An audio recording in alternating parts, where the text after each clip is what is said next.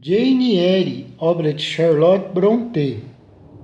O sangue subiu ao seu rosto, o fogo se acendeu em seus olhos e ele se pôs de pé num pulo. Estendeu os braços, mas eu escapei do abraço e deixei imediatamente a sala. Adeus, foi a exclamação do meu coração quando o deixei. O desespero acrescentou: adeus para sempre. Naquela noite nem pensei em dormir, mas um torpor tomou conta de mim assim que me deitei na cama. Fui transportada em pensamento a cenários da minha infância. Sonhei que estava no quarto velho em Gasteride, que a noite estava escura e minha mente tomada por estranhos temores. A luz que tempos atrás me provocara uma síncope, recordada nessa visão, parecia escorregar parede acima e parar trêmula no meio do teto escuro. Ergui a cabeça para olhar. O teto se transformou em nuvens altas e difusas. O brilho era semelhante ao que a lua confere à névoa que está prestes a romper. Observei-a sair, observei com a mais estranha expectativa, como se alguma condenação fosse estar escrita no seu disco. Ela irrompeu como lua alguma jamais irrompeu de trás de uma nuvem. Primeiro uma mão penetrou as dobras escuras e as afastou. Depois, não a lua, mas um rosto humano branco surgiu do firmamento, inclinando uma testa gloriosa na direção da terra. Olhava para mim sem cessar. Falou com o meu espírito. A voz era incomensuravelmente distante, mas tão próxima que sussurrava no meu coração. Minha filha, fuja da tentação.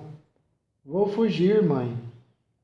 Assim respondi ao despertar daquele sonho, que fora como um transe. Ainda era noite, mas as noites de junho são curtas. Logo depois da meia-noite vem a aurora. Não será cedo demais para dar início à tarefa que preciso cumprir, pensei. Levantei-me, estava vestida, pois não tirara nada além dos sapatos. Em minhas gavetas eu sabia onde encontrar roupa branca, um camafeu e um anel. Ao procurar esses artigos, encontrei as contas de um colar de pérolas que o Sr. Rochester me obrigara a aceitar alguns dias antes. Deixei-o ali, não era meu, era da noiva imaginária que se dissolvera no ar. Os outros artigos arrumei num pacote. Minha bolsa de dinheiro, contendo 20 xelins, era tudo o que eu tinha. Coloquei no bolso. Amarrei meu chapéu de palha, prendi o xale, peguei o pacote e meus sapatos, que ainda não pretendia calçar, e saí silenciosa do meu quarto. Adeus, senhorita Fairfax. Apenas sussurrei ao passar diante da sua porta. Adeus, minha querida Adele, disse ao olhar na direção do quarto da criança dourada. Não era admissível nem pensar em entrar para abraçá-la. Precisava enganar um ouvido aguçado. Até onde sabia, talvez estivesse ouvindo naquele momento. Teria passado pelo quarto do Sr. Rochester sem fazer uma pausa, mas como o meu coração momentaneamente parou de bater diante da sua porta, meus pés também foram obrigados a parar. Ninguém dormia ali. Seu habitante caminhava inquieto de um lado ao outro e suspirava repetidas vezes enquanto eu escutava. Havia um paraíso efêmero nesse quarto para mim, se eu assim desejasse. Tudo o que eu tinha que fazer era abrir aquela porta e dizer: Sr. Rochester, vou amá-lo e passar com o Senhor a vida inteira até morrer. E uma fonte de enlevo jorraria ao encontro dos meus lábios. Pensei nisso. Meu senhor gentil, que agora não podia dormir, aguardava impaciente a chegada do dia. Mandaria me chamar pela manhã, eu já teria ido embora. Mandaria procurar por mim, mas em vão. Ia se sentir abandonado, seu amor rejeitado. Sofreria talvez até as raias do desespero. Pensei nisso também. Minha mão se moveu na direção da maçaneta. Puxei-a de volta e segui em frente. Desci triste, sabia o que tinha de fazer e o fiz mecanicamente. Procurei a chave da porta lateral da cozinha. Procurei também um frasco de óleo e uma pluma. Passei o óleo na chave e na fechadura. Peguei um pouco de água e um pedaço de pão, pois talvez tivesse que caminhar muito e minhas forças, recentemente tão abaladas, não podiam ceder. Tudo isso fiz em absoluto silêncio. Abri a porta, saí, fechei-a sem fazer ruído. Uma aurora suave reluzia no jardim. Os grandes portões estavam fechados e trancados, mas uma passagem num deles estava aferrolhada com um trinco apenas. Foi por ali que saí, fechando-a. Então estava fora de Thornfield. A menos de 2 quilômetros dali, depois dos campos, ficava uma estrada que se estendia na direção contrária a Millcote. Uma estrada pela qual eu nunca passara antes, mas que notara com frequência e me perguntara onde ela levaria. Segui por ela. Não podia me permitir reflexões agora. Nenhum olhar deveria ser lançado para trás, nem para frente. Nenhum único pensamento deveria ser dedicado ao passado ou ao futuro. O primeiro era uma página tão celestialmente sublime, tão mortalmente triste, que uma única linha haveria de dissolver minha coragem e acabar com a minha energia. O segundo era um vazio terrível, algo como um mundo depois do dilúvio. Margeei campos, cercas vivas e estradas até depois do nascer do sol. Acho que era uma adorável manhã de verão. Sei que meus sapatos, que calçara assim que deixara a casa, logo estavam molhados de orvalho, mas eu não olhava nem para o sol nascente, nem para o céu sorridente, nem para a natureza que despertava. Aquele que passa por um belo cenário rumo ao cadafalso não pensa nas flores que sorriem em seu caminho, mas no bloco de pedra e no fio do machado, em ossos e veias se rompendo, na sepultura aberta ao fim. E eu pensava naquela triste fuga e numa perambulação sem destino, com agonia pensava no que deixava. Não tinha como evitar. Pensava nele agora em seu quarto, vendo o nascer do sol, esperando que eu logo fosse lhe dizer que ficaria com ele para sempre e que seria sua esposa. Eu queria muito ser sua esposa. Desejava ardentemente voltar, sim, desejava. Não era tarde demais. Eu ainda poderia lhe poupar a pontada amarga do sofrimento. Minha fuga, eu tinha certeza, ainda não havia sido descoberta.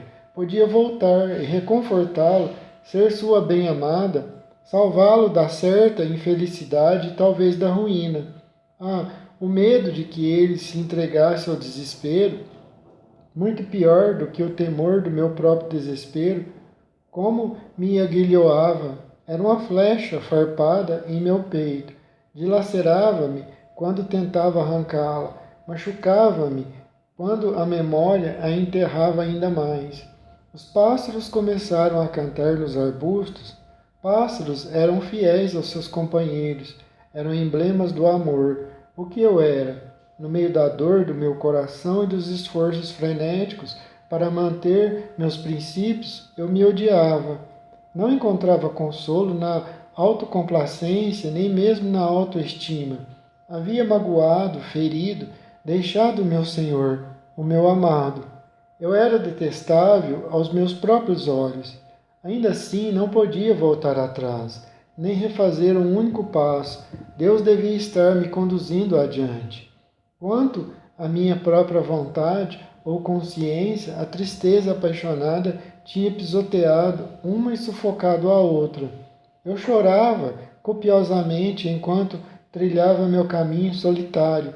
Andava depressa, muito depressa, como uma pessoa delirante. Uma fraqueza que começava no meu íntimo e se estendia pelos meus braços e pernas se apoderou de mim. E eu caí. Fiquei deitado no chão por alguns minutos, o rosto pressionado contra a grama úmida. Tinha certo medo ou esperança de que fosse morrer ali, mas logo me levantei, arrastando-me para a frente sobre as mãos e os joelhos, e então estava outra vez de pé, mais ansiosa e determinada do que nunca a alcançar a estrada. Quando ali cheguei, fui forçada a me sentar para descansar um pouco junto à cerca viva, e então ouvi o barulho de rodas e vi uma diligência se aproximando.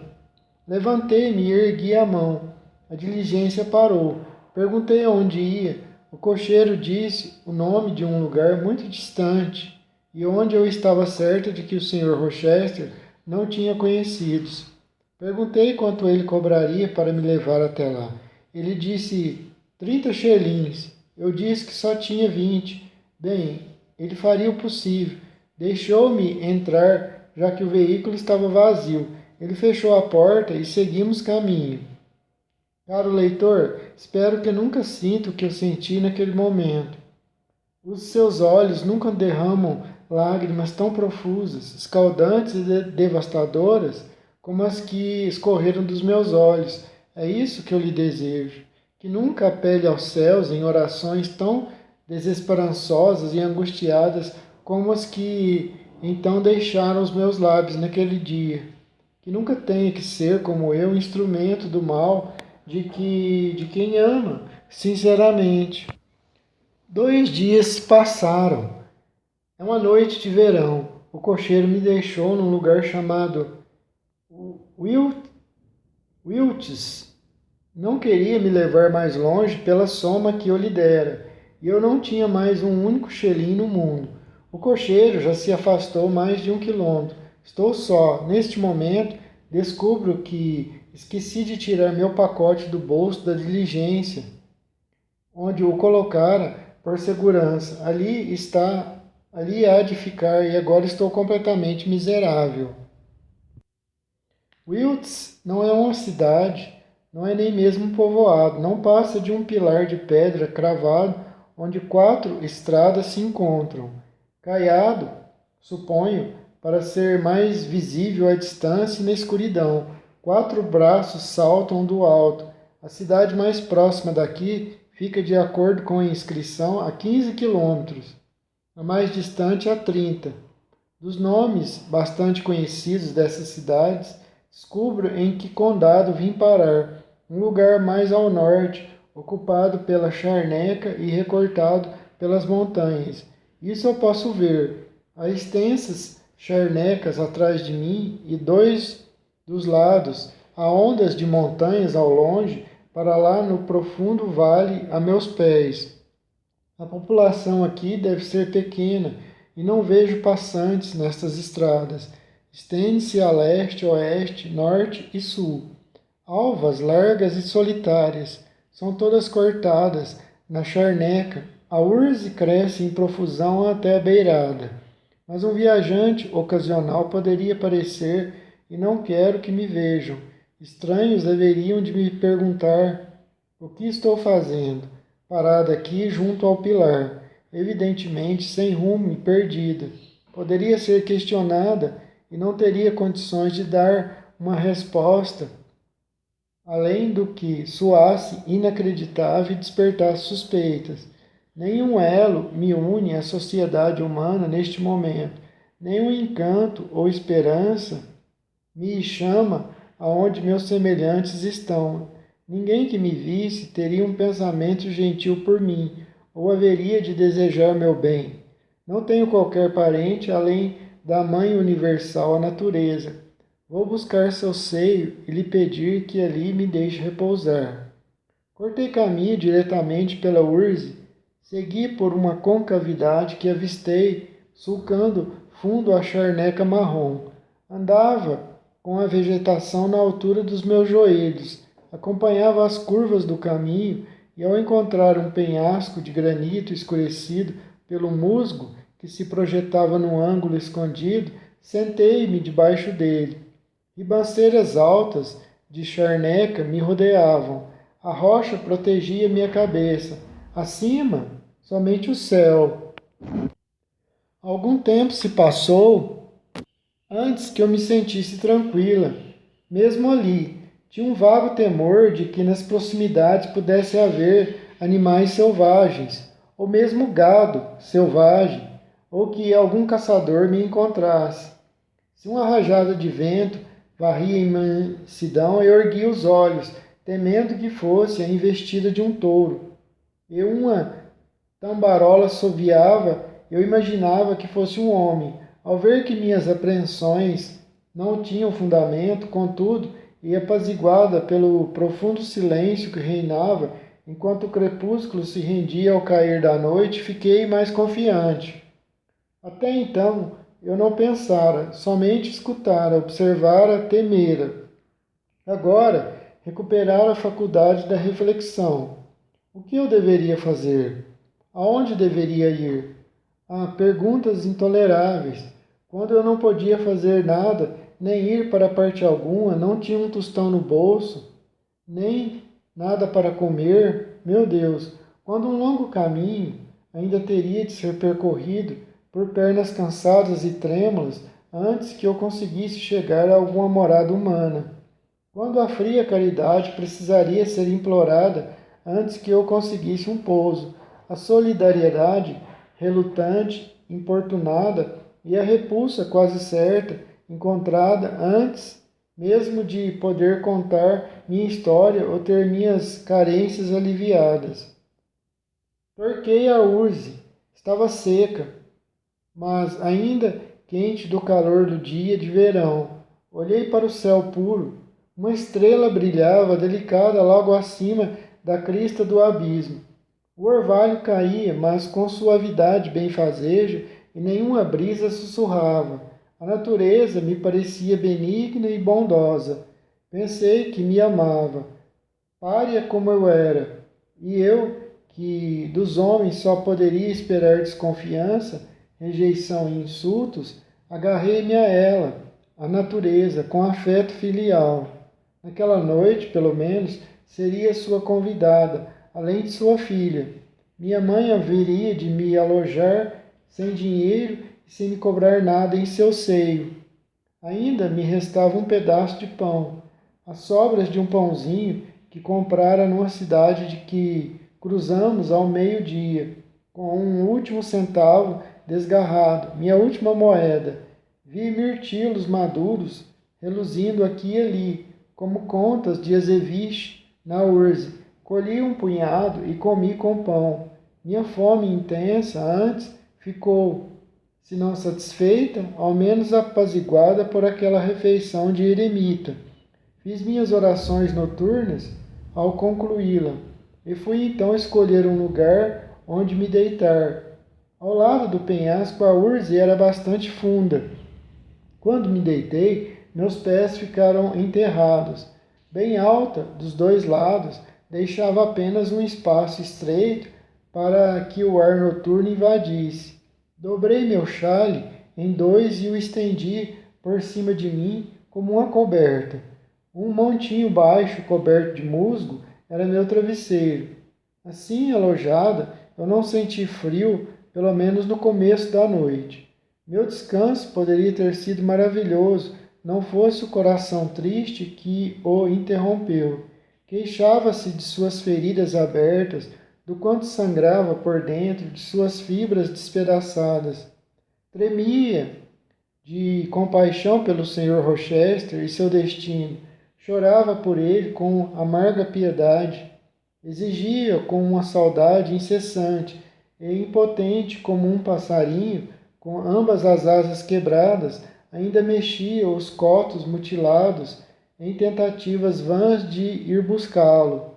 Exausta pela tortura dos meus pensamentos, ajoelhei-me. A noite chegara e seus planetas estavam todos no céu. Uma noite segura, tranquila, serena demais para a companhia do meu medo. Sabemos que Deus está em toda parte, mas certamente sentimos mais sua presença quando sua obra é disposta diante de nós em sua mais grandiosa escala, e é no cristalino céu noturno, onde seus mundos giram em curso silencioso, que lemos de maneira mais clara sua infinitude, sua onipotência, sua onipresença. Eu me pusera de joelhos para rezar pelo Sr. Rochester. Erguendo os olhos, contemplei, com a vista toldada pelas lágrimas, a majestosa Via Láctea, lembrando-me do que era, que incontáveis sistemas ali varriam o espaço como um suave traço de luz. Experimentei o poder e a força de Deus. Senti-me segura de sua eficiência para salvar o que ele haveria criado. Cada vez mais convencida fiquei de que nem a terra haveria de parecer nem uma única das almas que guardava. Cada vez mais convencida fiquei de que nem a terra haveria de perecer nenhuma única das almas que guardava. Minhas orações se tornaram agradecimentos. A fonte da vida também era o Salvador dos espíritos. O Sr. Rochester estava a salvo, pertencia a Deus e por Deus seria guardado. Deitei-me outra vez com esse pensamento reconfortante no seio da colina e em pouco tempo esqueci, no sono, a tristeza. Deixa eu dar um pitaquinho aqui. Veja como é poético a linguagem dessa moça, essa Jane Eyre, dessa Charlotte Brontë. Como é poética.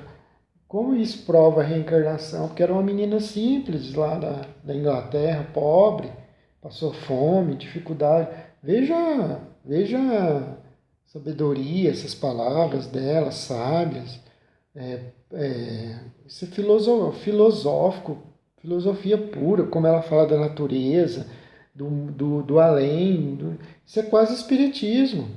E ela não tinha conhecimento nenhum, não é uma obra espírita.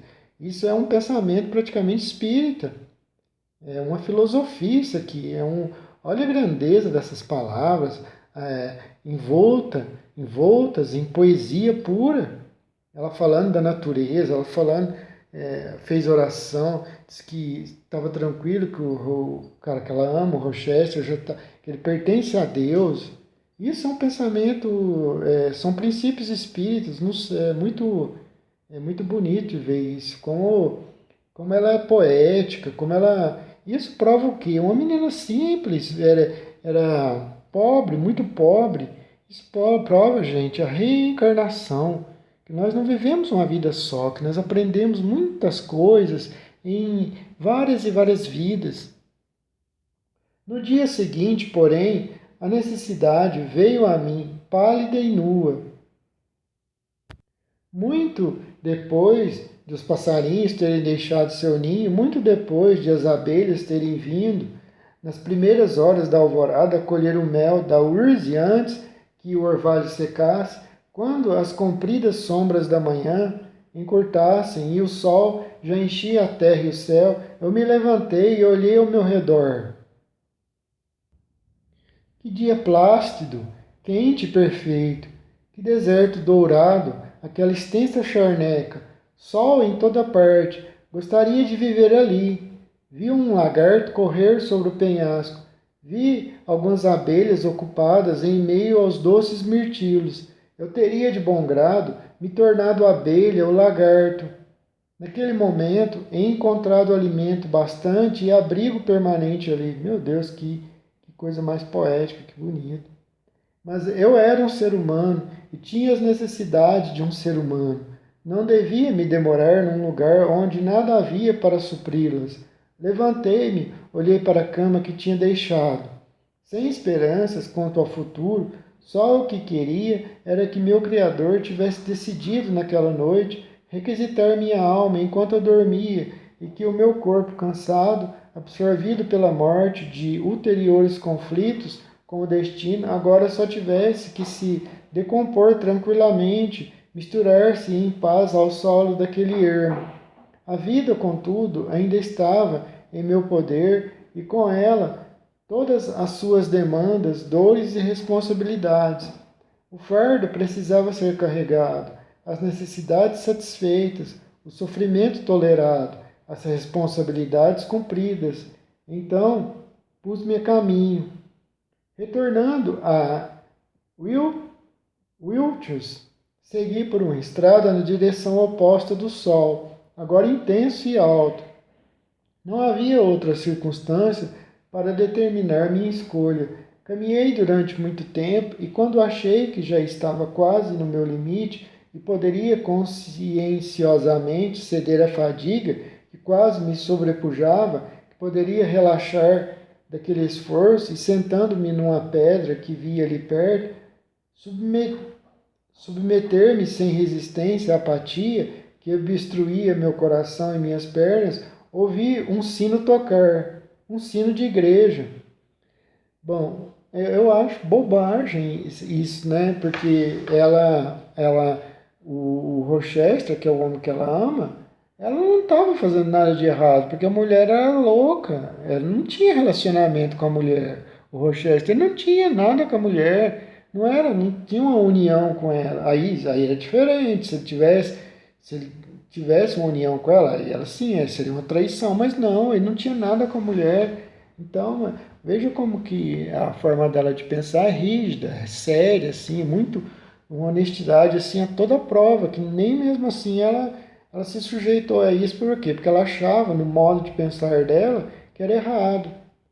Virei-me na direção do som, e ali, em meio às românticas colinas, cujas variações e cujo aspecto eu parara de notar uma hora antes, vi um povoado e um campanário. O vale à minha direita estava tomado por pastos e milharais e bosques. Um riacho cintilante zigue-zagueava em meio aos vários tons de verde. O milho quase maduro, a mata mais escura, a pastagem límpida e ensolarada.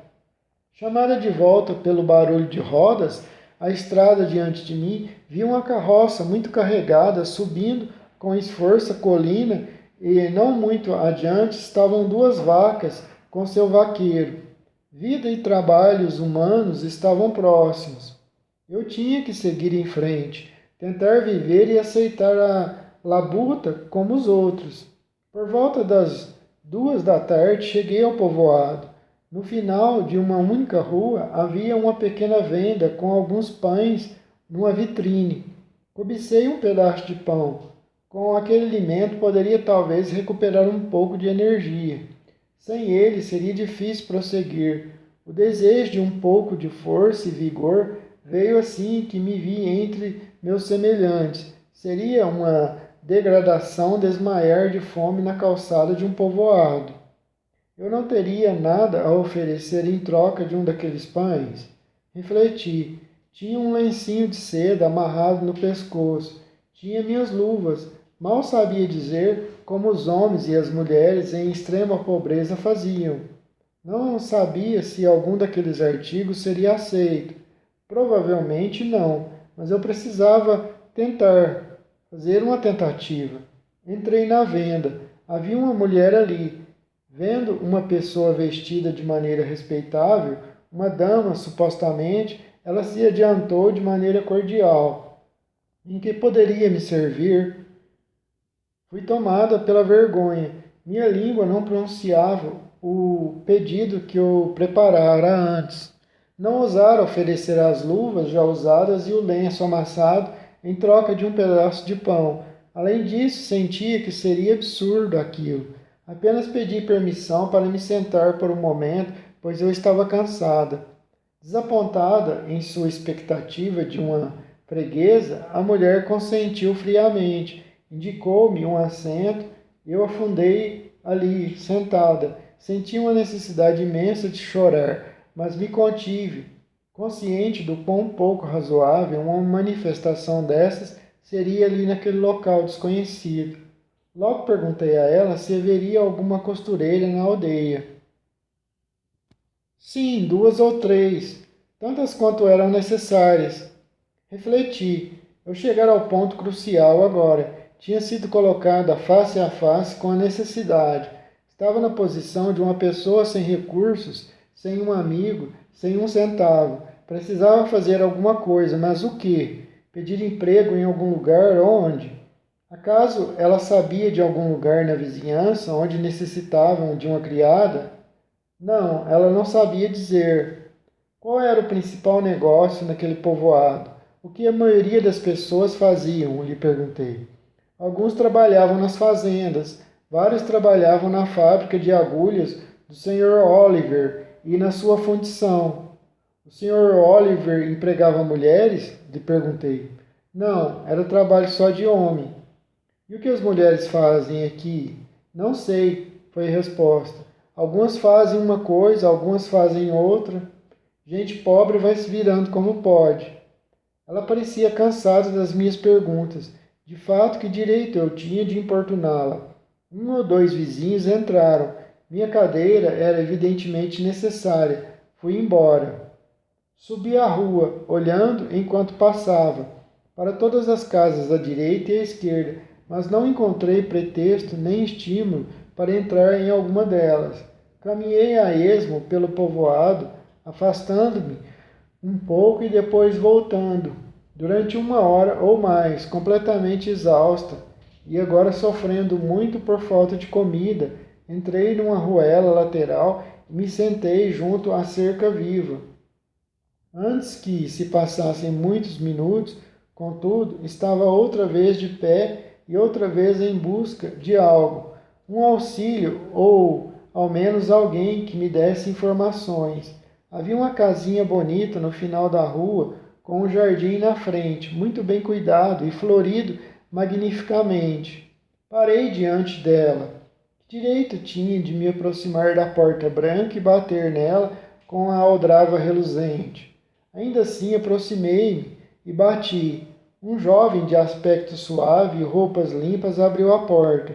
Com a voz que pode ser esperada de um coração desenganado e de um corpo debilitado, uma voz miseravelmente baixa e vacilante, perguntei se precisavam de uma criada ali.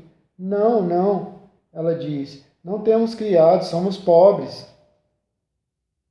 Uma jovem de aspecto suave e roupas limpas abriu a porta.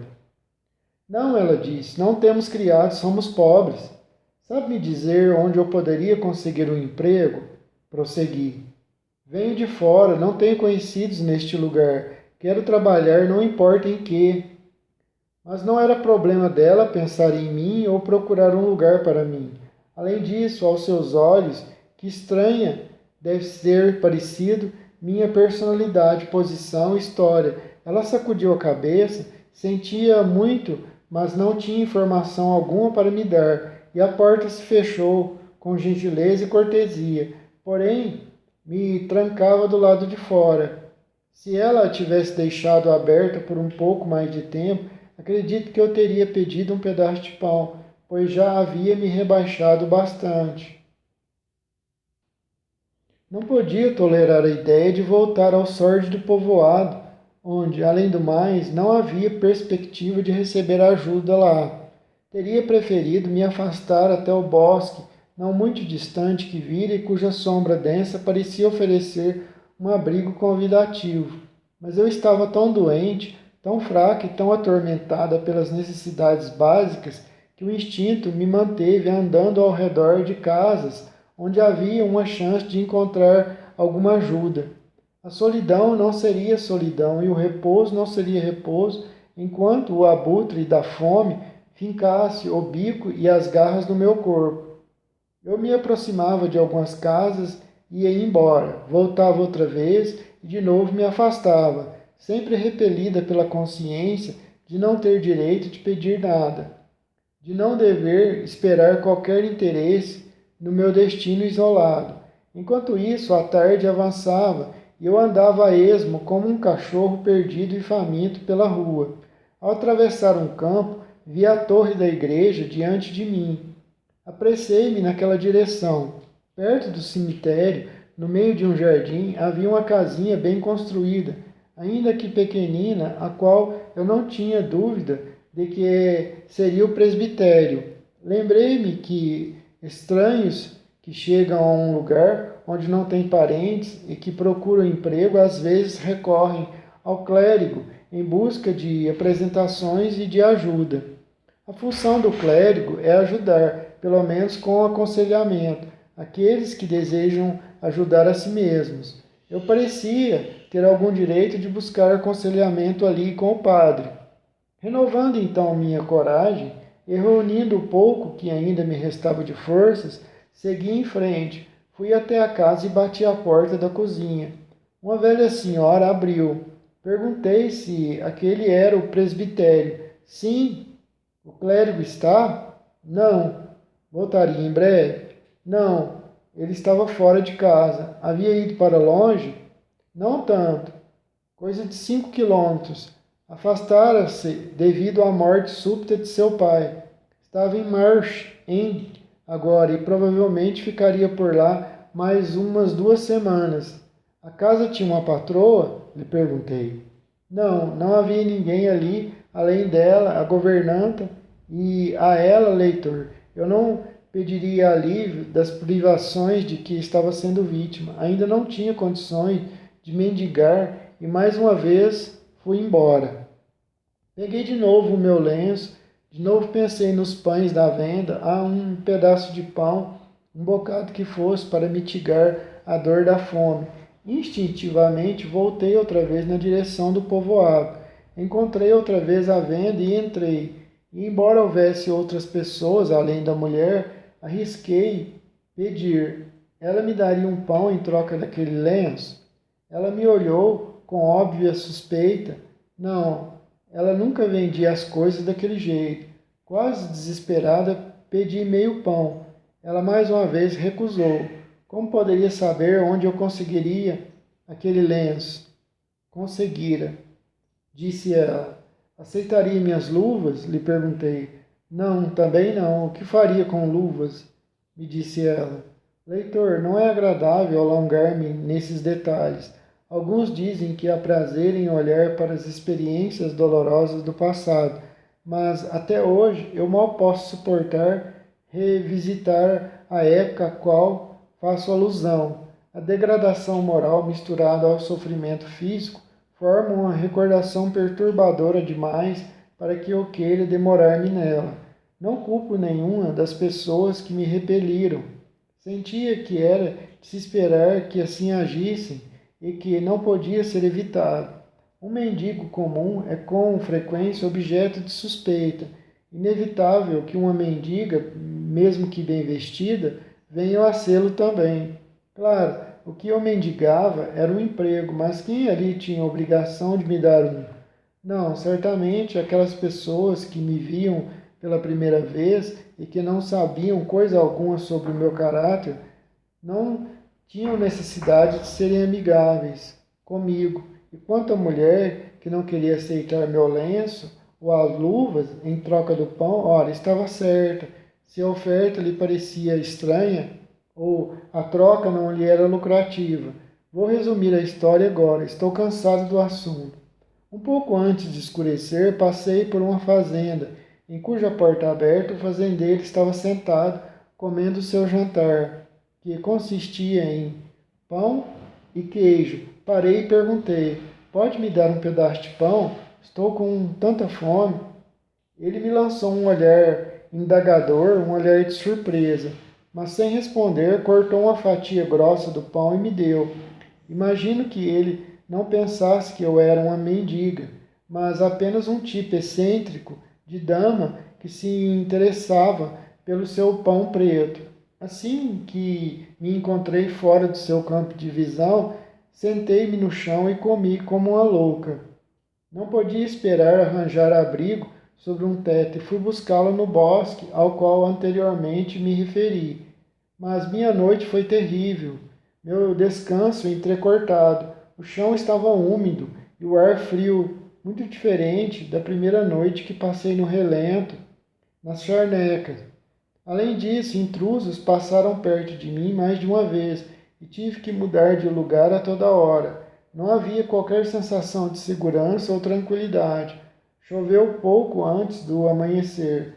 Todo o dia seguinte foi de chuva. Não me peça, caro leitor, para fazer um relato minucioso daquele dia. Como antes procurei trabalho, como antes fui rejeitada, como antes senti-me faminta, mais uma vez, mais um alimento, mas uma vez mais um alimento passou pelos meus lábios. Na porta de uma casa vi uma menininha prestes a jogar um punhado de mingau frio numa pocilga. Pode me dar isso? Pedi. Ela me fitou. Mãe, exclamou, tem uma mulher aqui querendo que eu dê a ela este mingau. Ora, menina, respondeu uma voz lá de dentro. Pode dar. Se é uma mendiga, o porco não quer. A menina despejou o grumo endurecido na minha mão e eu engoli com voracidade. Tá aqui o desenho, a pocilga a menina ia dar o mingau pro porco, né? Aí ela pediu, ela ia despejar aqui num coxo. Fala pocilga, é um coxo de porco. Ela ia despejar no coxo de porco, tá o desenho aqui. Ela ia despejar no coxo de porco. Aí a mãe exclamou, tem uma... Aí ela falou, respondeu lá de dentro, pode dar, se é uma mendiga, o porco não quer. Conforme o úmido crepúsculo se aproximava, parei numa solitária trilha para cavalos, pela qual vinha caminhando fazia mais de uma hora. Minhas forças estavam falhando. Eu disse num solilóquio, sinto que não tenho condições de caminhar mais. Serei uma pária outra vez esta noite. Enquanto a chuva cai, precisarei me deitar no chão frio e alagado mais uma vez.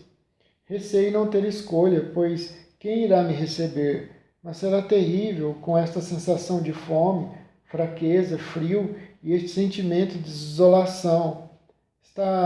Esta total prostração da esperança. É provável, porém, que eu morra antes do amanhecer, esta noite, porque não consigo aceitar a perspectiva da morte, porque luto para manter-me viva, se Deus pode me levar, porque sei ou acredito que o Sr. Rochester está vivo, e assim morrer de frio e fome é um destino ao qual a natureza não pode se submeter passivamente. À providência, sustente-me um pouco mais, ajude-me, oriente-me. Meu olhar vidrado percorreu o cenário difuso e enevoado. Sofrimento todo à toa, né? Poderia ter continuado lá, mesmo se ela tivesse conversado com ele, tudo bem, eu vou continuar aqui, vou continuar cuidando da menina, né, da Adele, vou continuar cuidando da Adele, vou continuar aqui, mas a gente nós não vamos ter relacionamento. Ele aceitaria ela ficar lá como ela era antes lá, uma serviçal, né, uma empregada tal. E ela teria uma vida boa, estar agasalhada, numa casa muito boa, junto com a menina que ela amava, a senhora lá que era boa, e ele que ama ela profundamente, o Rochester, apaixonado por ela. Que doideira, coisa boba. Não queria ter, que ela achava que era errado, ter um relacionamento de esposa com ele. Ficaria lá como ela era antes, como uma serva, uma serviçal, uma empregada. Meu olhar vidrado percorreu o cenário difuso e enevoado. Mesmo as terras cultivadas ao redor tinham desaparecido. Vi que tinha me afastado bastante da aldeia, que já estava fora do meu campo de visão. Eu havia, por cruzamentos e atalhos, mais uma vez me aproximado da charneca.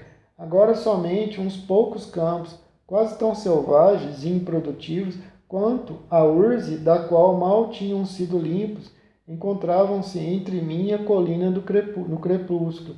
Bem, prefiro ficar ali adiante, em vez de ficar pelas ruas e estradas movimentadas, refleti. Para a colina, então, me encaminhei. Alcancei-a. Agora só me restava encontrar um desvão onde pudesse me deitar e me sentir ao menos escondida do frio, se não segura. Mas toda a superfície daquele ermo parecia homogênea, não mostrava variação além dos tons.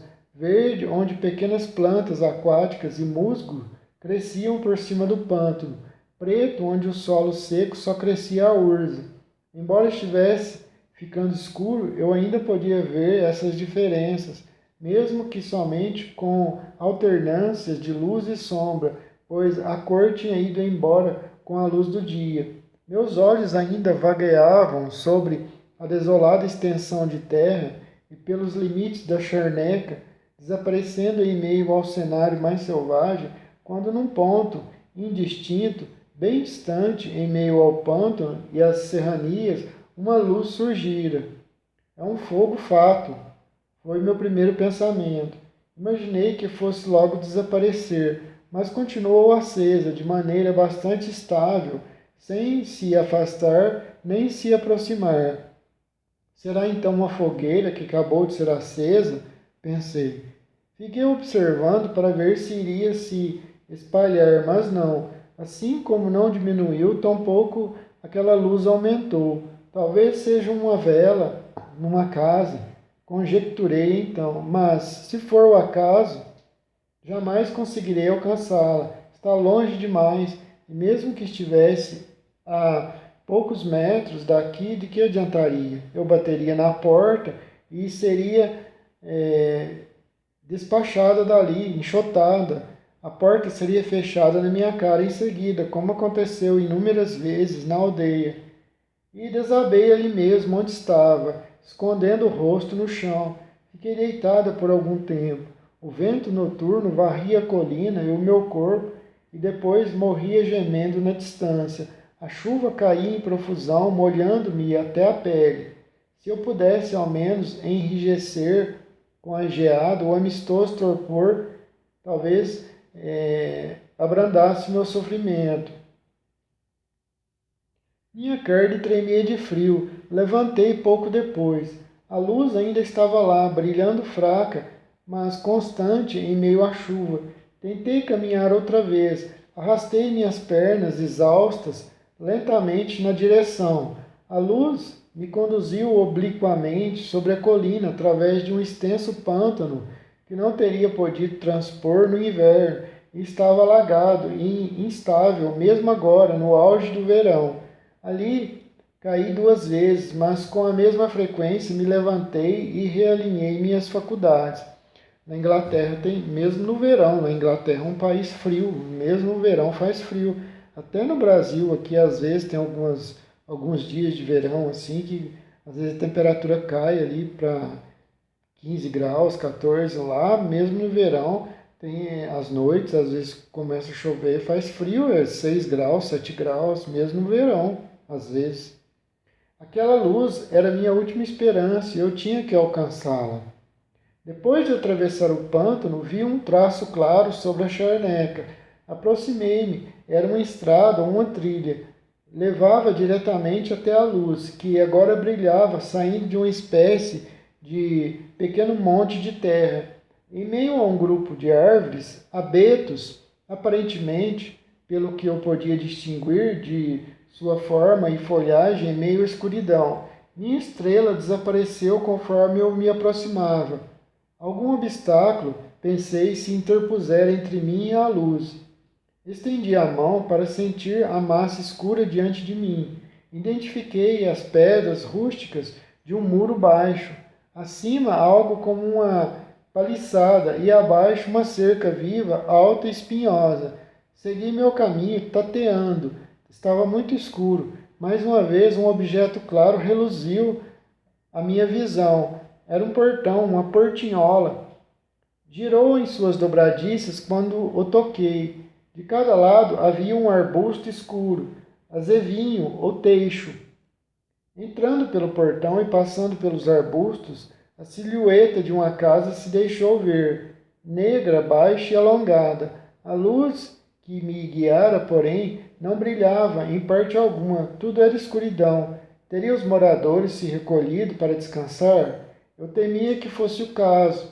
Ao procurar a porta, dobrei uma quina. Então o brilho amigável surgiu outra vez atrás das vidraças, em losangos de uma pequenina janela com gelósias a 30 centímetros do chão, que parecia ainda menor graças à era ou alguma outra trepadeira cujas folhas cobriam espessamente a parte da parede em que estava a janela. A abertura era tão protegida e estreita que uma cortina ou veneziana parecera desnecessária, e quando me abaixei e afastei a folhagem, pude ver tudo lá dentro.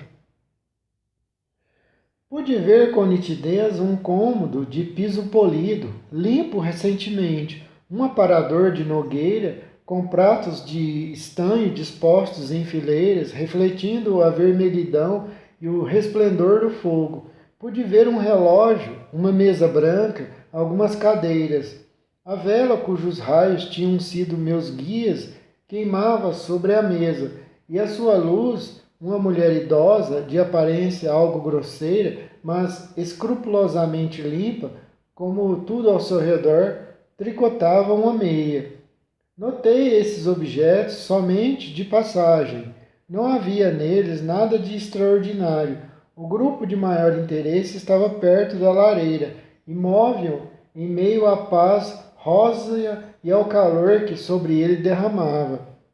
Duas mulheres jovens e graciosas, damas sobre todos os aspectos, estavam sentadas numa cadeira de balanço, uma num banco mais baixo, a outra. Estavam sentadas numa cadeira de balanço, uma num banco mais baixo, a outra. Ambas usavam roupas de luto profundo feitas de crepe e sarja, que destacavam singularmente pescoços e rostos belos. Um cachorro grande e velho, um pointer, descansava a cabeça imensa no joelho de uma das moças. No colo da outra estava deitado um gato preto. Um estranho lugar era aquela casa modesta, cozinha para tais ocupantes. Quem eram elas? Não podiam ser as filhas da senhora idosa à mesa, pois ela parecia rústica e as moças eram bem novas, todas delicadas e refinadas. Eu nunca vira rostos como os seus, e, no entanto, ao fitá-los parecia íntima de cada traço. Não posso dizer que eram muito bonitas, eram pálidas e sérias demais para a palavra. Cada uma debruçada sobre um livro, pareciam pensativas, quase às raias da severidade. Uma estante entre elas sustentava uma vela e dois grandes volumes, que consultavam de quando em quando, acompanhando-os, ao que parecia, com os livros menores que tinham nas mãos, como pessoas consultando dicionários para ajudá-las numa tarefa de tradução. A cena era tão silenciosa que era como se todas as pessoas fossem sombras e o cômodo, iluminado pela lareira, uma pintura. Tudo estava tão quieto que eu podia ouvir as cinzas caindo na grade da lareira, o relógio tic-taqueando em seu canto obscuro e cheguei a imaginar que podia distinguir o entrechocar das agulhas de tricô da senhora. Quando, portanto, uma voz enfim rompeu, o estranho silêncio foi para mim audível o suficiente. Ouça, Diana, disse uma das absortas estudantes. Franz e Daniel estão juntos à noite e Franz está contando um sonho do qual acordou aterrorizado. Ouça. E numa voz baixa ela leu algo de que nem uma única palavra me foi inteligível, pois era numa língua desconhecida, nem francês, nem latim. Se era grego ou alemão, eu não saberia dizer. Isso é forte, ela disse ao terminar. Gostei muito. A outra moça, que erguera a cabeça para escutar a irmã, repetiu enquanto fitava o fogo uma passagem do que fora lido. Em tempos futuros vinha a conhecer a língua e o livro. Portanto, vou citar aqui a passagem, embora, quando a ouvi pela primeira vez, ela fosse apenas um golpe metálico para mim e não trouxesse qualquer significado. Ótimo, ótimo! Ela exclamou, enquanto seus olhos escuros e profundos cintilavam. Aí está um arcanjo sombrio e poderoso, apresentado adequadamente. Essa passagem vale 100 páginas de linguagem empolada. Ambas fizeram silêncio outra vez. Existe algum país onde as pessoas falam desse jeito? Perguntou a velha senhora, olhando por cima do tricô. Sim, Hannah, um país muito maior do que a Inglaterra, onde falam exatamente assim. Bem, uma coisa é certa, não sei como conseguem se entender. E se vocês fossem até lá, entenderiam o que eles dizem lá? Provavelmente saberíamos alguma coisa do que dissessem. Sim, mas não tudo, pois não somos tão espertas quanto você pensa, Hannah. Não falamos alemão e não temos condições de ler sem um dicionário para nos ajudar. E para que serve? Pretendemos ensiná-lo um dia, ou pelo menos os fundamentos, como dizem, e então vamos ganhar mais dinheiro do que ganhamos agora. É bem capaz, mas chega de estudo. Vocês já fizeram muito esta noite. Acho que sim, ao menos eu estou cansada, Mary. E você? Mortalmente, afinal, é difícil trabalhar numa língua sem nenhum professor além de um léxico. É verdade, sobretudo uma língua com este complicado, mas glorioso Delstium. Pergunto-me qual o Sr. John vai chegar em casa. A minha pronúncia de alemão é espetacular. Delft. Certamente ele vai demorar muito. Não só 10 horas olhando para um reloginho de ouro que retirou do cinto. Está chovendo muito, Hannah. Você faria bondade de ver como está o fogo na sala? A mulher se levantou, abriu uma porta através da qual vi na penumbra um corredor. Pude ouvi-la avivando uma lareira numa sala interna. Logo em seguida voltou. Ah, crianças, disse ela, me incomoda muito ir até aquela outra sala agora. Parece tão solitária, com a cadeira vazia encostada num canto. Ela enxugou os olhos com o avental. As duas moças, antes tão contidas, agora pareciam tristes. Certamente alguém morrera ali naquela casa, e elas estavam todas tristes. Mas ele está num lugar melhor, continuou Hannah. Não devemos querê-lo de volta. E além disso, ninguém teve uma morte mais tranquila do que ele. Você disse que ele não chegou a nos mencionar? Indagou uma das damas. Ele não teve tempo, menina. Ele se foi num minuto. O seu pai sentia-se indisposto na véspera, mas nada sério. E quando o Sr. John perguntou se queria mandar chamar um de vocês duas, riu dele. No dia seguinte, estava de novo com a cabeça meio pesada. Isso há 2 semanas, e foi dormir e não acordou. Estava quase morto quando seu irmão entrou no quarto e o encontrou. Ah, meninas, era o último deles. Por que vocês e o Sr. John não são diferentes desses que já se foram? Sua mãe era bem parecida com vocês e tinha quase tanto estudo. Ela era um retrato seu, Mary. Diana é mais como o seu pai. Eu achava as duas tão parecidas que não sabia dizer onde a velha criada, pois agora concluía que era isso. Via a diferença. Ambas eram de pele clara e corpo delgado. Ambas possuíam um rosto cheio de distinção e inteligência. Uma delas, sem dúvida, tinha o cabelo um tom mais escuro do que a outra e havia uma diferença de estilo no penteado. As mechas castanho claras de Mary estavam repartidas e trançadas. As madeixas mais escuras de Diana cobriam seu pescoço com cachos densos. O relógio soou 10 horas.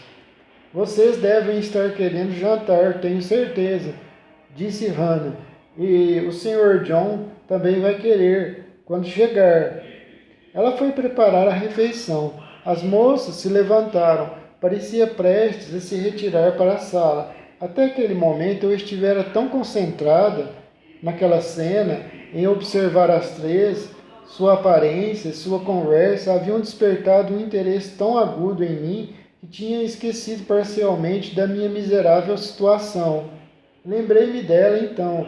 Era mais desolada e mais desesperada do que nunca, pelo contraste. E como parecia impossível abordar aquelas moradoras daquela casa com preocupações relativas a mim, fazê-las acreditar na veracidade de minhas necessidades e aflições, convencê-las a me conceder um lugar de descanso por uma noite para as minhas divagações, me dar algum alimento, enquanto eu procurava a porta e batia, hesitante. Senti que a última ideia era uma simples quimera. Ana abriu a porta. Hannah